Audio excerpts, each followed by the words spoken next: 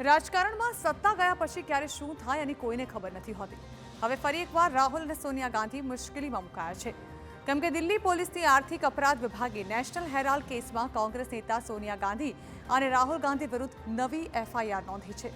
આમાં અન્ય 6 વ્યક્તિઓ અને 3 કંપનીઓના નામ પણ સામેલ છે। આરોપ છે કે તેમણે મળીને એસોસિએટેડ જ્વેલર્સ લિમિટેડને છેતરીને હડપ કરી લીધી। આ કેસ કોંગ્રેસ પાર્ટી માટે મોટો ઝટકો સાબિત થઈ શકે છે। આ એફઆઈઆર એન્ફોર્સમેન્ટ ડિરેક્ટરેટની ફરિયાદ પર 3 ઓક્ટોબરે નોંધાઈ। ઈડીએ 2008થી 2024 સુધીના તપાસ અહેવાલને આધારે આ પગલું ભર્યું છે। આ જાણકારી શનિવારે જાહેર થઈ।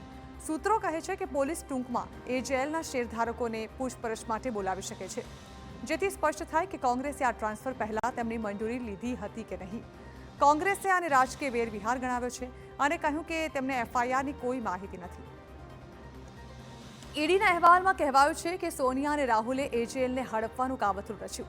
એજેએલ તે વખતે કોંગ્રેસના નિયંત્રણમાં હતી અને તેની પાસે 2000 કરોડની સંપત્તિ હતી, પરંતુ ખોટમાં હોવા છતાં તેણે કોંગ્રેસ પાસેથી 90 કરોડની લોન લીધી અને ચૂકવી શકી નહીં। સામાન્ય રીતે આવી સ્થિતિમાં સંપત્તિ વેચવી પડે છે, પરંતુ અહીં યંગ ઇન્ડિયન નામની કંપની બનાવીને તેનું અધિગ્રહણ કરવામાં આવ્યું। આ કંપનીમાં ગાંધી પરિવારનો 76% હિસ્સો છે। આરોપ છે કે આ કિસ્સામાં કોઈ વાસ્તવિક લેણદેણ થયું જ નથી, માત્ર દેખાડો કરવામાં આવ્યો। ઈડી માને છે કે આ બધું એજેએલની સંપત્તિને હસ્તગત કરવા માટેનું કાવતરું હતું। આ કેસમાં વધુ તપાસ ચાલુ છે, જે રાજકીય વર્તુળોમાં હલચલ મચાવી શકે છે।